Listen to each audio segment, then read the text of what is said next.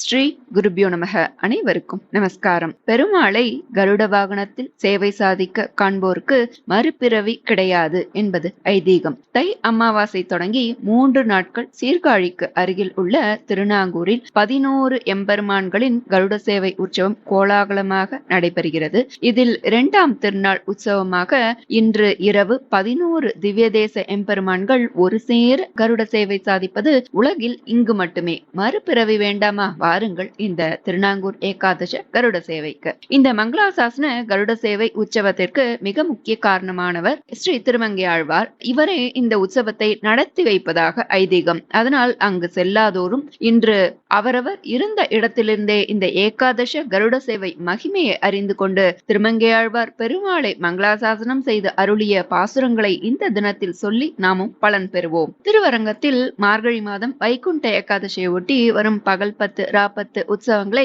12 ஆழ்வார்களில் கடைக்குட்டியான திருமங்கையாழ்வார் நடத்தி வைத்தார். அது நிறைவடைந்த பின் தை மாசம் அமாவாசை அன்று திருநாங்கூரில் கோவில் கொண்டிருக்கும் 11 பெருமாள்களையும் இனிய தமிழ் பாசுரங்கள் பாடி மங்களாசாசனம் செய்வதற்காக திருமங்கையாழ்வார் இந்த திருநாங்கூருக்கு புறப்பட்டு வருகிறார். அப்பாசுரங்களை பெறும் ஆர்வத்தில் 11 பெருமாள்களும் தங்க கருட வாகனத்தில் வந்து காட்சி கொடுத்து ஆழ்வாரிடம் பாடல்களை ஏற்று செல்கிறார்கள். இந்த நிகழ்ச்சியை நம் கண்முன்னே நிகழ்த்தி காட்டுவதுதான் இந்த திருநாங்கூர் 11 கருட சேவை. ஒவ்வொரு வருடமும் இந்த பெருமாள்களை பாட திருமங்கையாழ்வார் இவ்வூருக்கு நேரே வருவதாக ஐதீகம். இங்கு தை அமாவாசை அன்று அவருக்கு மஞ்சள் குழி உற்சவம் விசேஷமாக நடைபெறும். அந்த சமயத்தில் ஆழ்வாருக்கு திருநறையூர் நம்பி பெருமாளும் இந்த மஞ்சள் குழி திருமஞ்சன வைபவத்தை ஏற்பாடு செய்த ஸ்ரீ ரங்கநாத பெருமாளும் அனுப்பி வைத்த பகுமானங்கள், அதாவது மாலை, பரிவட்டம், சந்தனம் போன்ற பிரசாதங்கள் அனைத்தும் சாற்றப்படும். இது பார்ப்பதற்கே கண்கொள்ளா காட்சியாக இருக்கும். பின் ஆழ்வார் அங்கிருந்து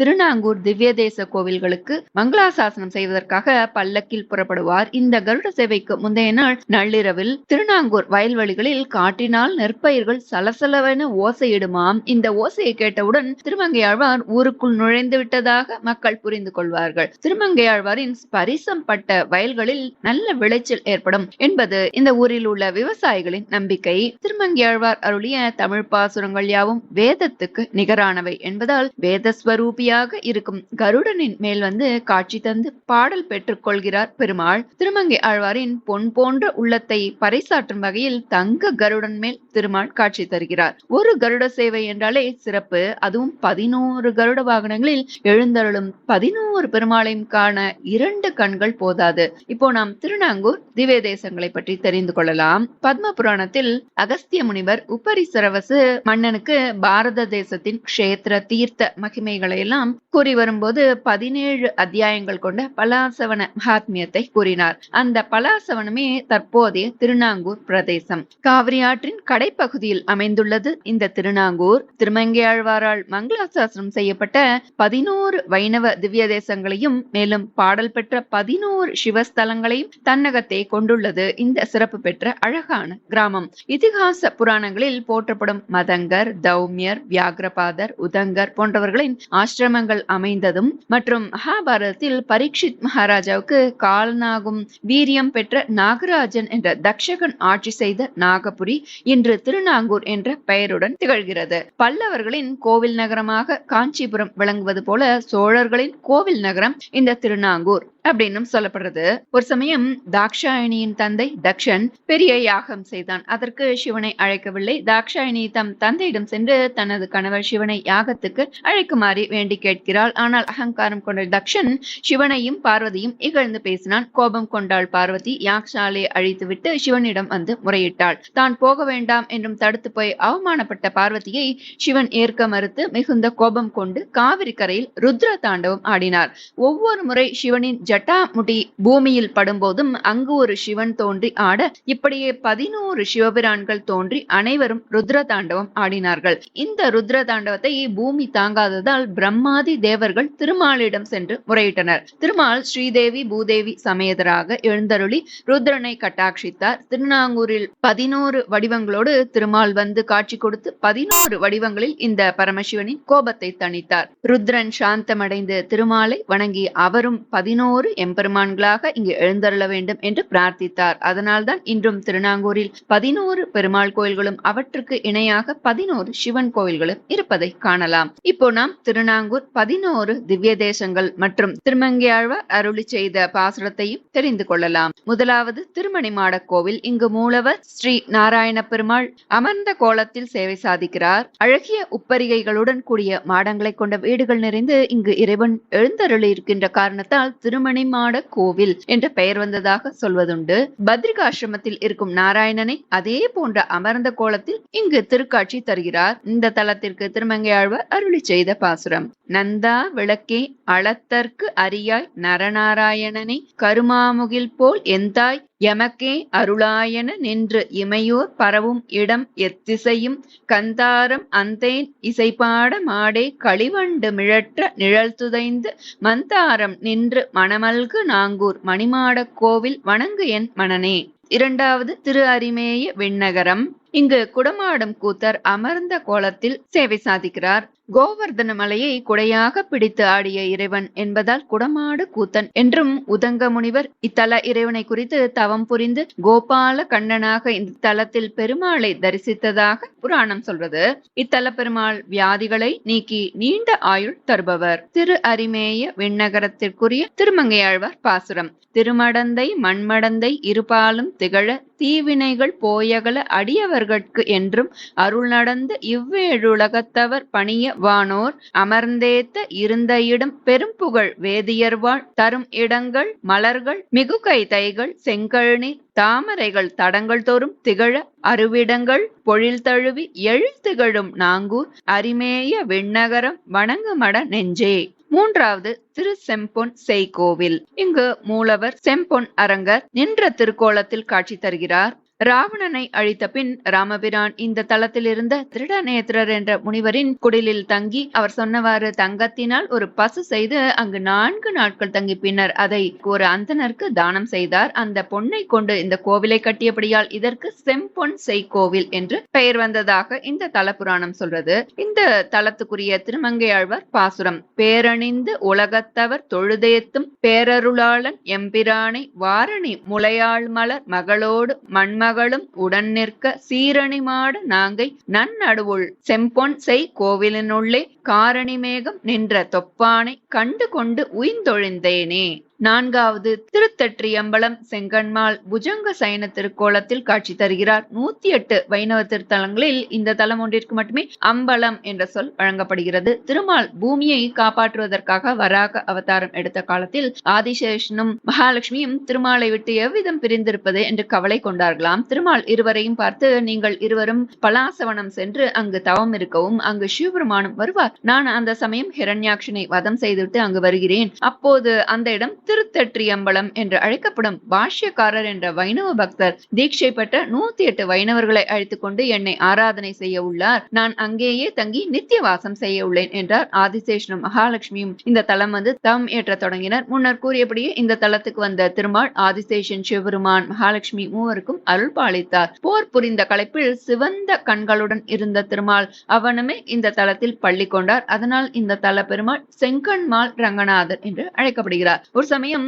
ஒரு சாபத்தால் சூரியனின் பிரகாசமும் வலிமையும் குறைந்த போது இந்த தலத்துக்கு வந்து புஷ்கரணியில் நீராடி சுவாமி தரிசனம் செய்து சாபம் நீங்க பெற்றார். அதனால் இந்த தல பெருமாள் அரசாளும் வல்லமை, அரசு பதவிகளை அருள்பவர், செல்வாக்கு குறைந்தவர்கள் உயர் பதவி பெற விரும்புபவர்கள், புகழ் பெருமையை தலைமுறை தலைமுறையாக காக்க விரும்புபவர்கள், நோயால் பாதிக்கப்பட்டவர்கள் இந்த தலம் வந்து ஒரு நாள் தங்கியிருந்து வழிபாடு செய்ய அனைத்து பிரச்சனைகள் தீரும் என்பது ஐதீகம். திருமங்கையாழ்வார் பாசுரம். மாற்றரசர் மணிமுடியும் திரளும் தேசும் மற்றவர்தம் காதலிமார் குழையும் தந்தை கால் தளையும் உடன்கழல வந்து தோன்றி கதநாகம் காத்தளித்த கண்ணர் கண்டீர் நூற்றிதழ் கௌரவிந்தம் நுழைந்த பள்ளத்து இளங்கமுகின் முதுபாலை பகுவாய் நண்டின் சேற்றழையில் வெண்முத்தம் சிந்தும் நாங்கூர் திருத்தற்றியம்பலத்து என் செங்கண் மாலே.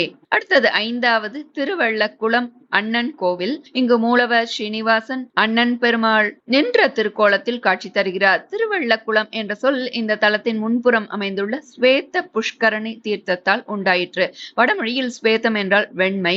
எனவே ஸ்வேத புஷ்கரணி வெள்ளை குளமாகி வெள்ளக்குளமாயிற்று. திருமங்கையாழ்வார் இந்த தலத்து இறைவனை அண்ணா என்று அழைத்து பாடியமையால் இது அண்ணன் கோவில் என்று அழைக்கப்படுகிறது. இத்தலத்திலேதான் திருமங்கையாழ்வாரின் தர்ம பத்னி குமுதவள்ளி நாச்சியார் கண்டெடுக்கப்பட்டார். இந்த அண்ணன் பெருமாள் ஆயுள் விருத்தியை அருள்பவர். அதனால் இங்கு சதாபிஷேகம், சஷ்யப்த பூர்த்தி ஆகியவற்றை இந்த பெருமாள் கோவிலில் பலர் செய்து கொள்வது வழக்கத்தில் உள்ளது. திருமங்கையாழ்வார் பாசுரம். கண்ணார் கடல் போல் திருமேனி கரியாய் நன்னார் முனை வென்றி கொள்வார் மண்ணு நாங்கூர் திண்ணார் மதில் சூழ் திருவெள்ள குளத்துள் அண்ணா அடியே நிடரை களையாயே. 6வது திருவெண் புருடோத்தமம் வன் புருஷோத்தம பெருமாள் நின்ற திருக்கோலத்தில் காட்சி தருகிறார். மரியாதா புருஷோத்தமன் என்று அழைக்கப்படுபவர் அயோத்தி ஸ்ரீராமபிரான். அதே போலவே தமிழ்நாட்டில் புருஷோத்தமன் என்ற பெயரில் பெருமாள் எழுந்தருளியப்பது இங்கு மட்டுமே. அவரது வள்ளல் தன்மையை உயர்வுபடுத்தி காட்ட வன் புருஷோத்தமன் என்று அழைக்கப்படுகிறார். இத்தல பெருமாள் தீராத வழக்குகளையும் தீர்த்து வைக்கிறார். மேலும் பெண்களுக்கு திருமணம் மற்றும் சந்தான பாக்கியத்தையும் அருளுகிறார். இந்த தல திருமங்கையாழ்வார் பாசுரம். கம்பமா கடலடைத்து இலங்கைக்கு மண் கதிர்முடியவை 10 அம்பினால் அறுத்து அரசு அவன் தம்பிக்கு அளித்த வனுரை கோவில் செம்பலா நிறை சண்பகம் மாதவி சூதகம் வாழைகள் சூழ் வம்புலாம் கமு கோங்கிய நாங்கூர் வன் புருடோத்தமமே. 7வது திருமணிக்கூடம் மணிக்கூட நாயகன். இவர் தீராத வியாதிகளை தீர்க்கும் வியாதி நிவாரணர், சந்திர தோஷத்தை தீர்ப்பவர். மணிக்கூடம் போன்ற அமைப்பில் கட்டப்பட்டுள்ளதால் இது திருமணிக்கூடம் என்று அழைக்கப்படுகிறது. இந்த தல திருமங்கையாழ்வார் பாசுரம். தூம்புடை பனை கைவேழம் துயர் கெடுத்தருளி மண்ணு காம்புடை குன்றமேந்தி கடுமழை காத்த எந்தை பூம்புணர் பொன்னி முற்றும் புகுந்து பொன் வறண்ட எங்கும் தேம்பொழில் கமழும் நாங்கு திருமணி கூடத்தானே. 8வது திருவைகுந்த விண்ணகரம். பெண்களுக்கு விவாக பிராப்தி அளிப்பவர் இந்த வைகுந்த பிராப்தி அருளும் பெருமாள். வைகுண்டமான பரமபதத்தில் சங்கு சக்கரங்களுடன் எழுந்தருளியுள்ள வைகுண்டநாதனே இந்த வைகுந்த விண்ணகரத்தில் அங்கு உள்ளது போலவே இங்கும் அமர்ந்த கோலத்தில் எழுந்தருளியுள்ளார். மற்றும் சிவனின் ருத்ர தாண்டவத்தை நிறுத்த பரமபதநாதன் புறப்பட்டு வர அவரை பின்பற்றி மத்த 10 பெருமாள்களும் இவ்விடம் அதாவது திருநாங்கூர் வந்தனர் என்பது புராணம். பரமபதத்தில் இருந்து வந்ததால் அதே தோற்றத்தில் இங்கும் காணப்படுகிறார். இந்த பெருமாள் நமது தீய எண்ணங்களை அழித்து தர்ம சிந்தனையை மேலோங்க வைக்கிறார். பூலோகத்தில் நாம் வாழும் காலத்திலேயே வைகுண்டநாதனை இங்கு வந்தால் தரிசிக்க இயலும். வைகுண்டத்தில் தேவர்களுக்கு திருமால் காட்சியளிப்பது போலவே இந்த தலத்திலும் பக்தர்களுக்கு அருள் புரிவதால் பரமபதத்துக்கு சமமான தலமாக இந்த தலம் கருதப்படுகிறது. இந்த தலத்துக்குரிய திருமங்கையாழ்வார் பாசுரம். சலங்கொண்ட இரண்யனது அகல் மார்வம் கீண்டு தடங்கடலை கடைந்து அமுதம் கொண்டு கந்த காலை நலங்கொண்ட கருமுகில் போல் திருமேனி அம்மான் நாள்தோறும் மகிழ்ந்து இனிது மருவீரை கோவில் சலங்கொண்டு மலர் சொரியும் மல்லிகை ஒன் செருந்தி சண்பகங்கள் மனம் நாரும் வன் பொழிலினூடே வளங்கொண்டு கயலோடி விளையாடு நாங்கூர் வைகுந்த விண்ணகரம் வணங்குமட நெஞ்சே. 9வது திருத்தேவனார் தொகை.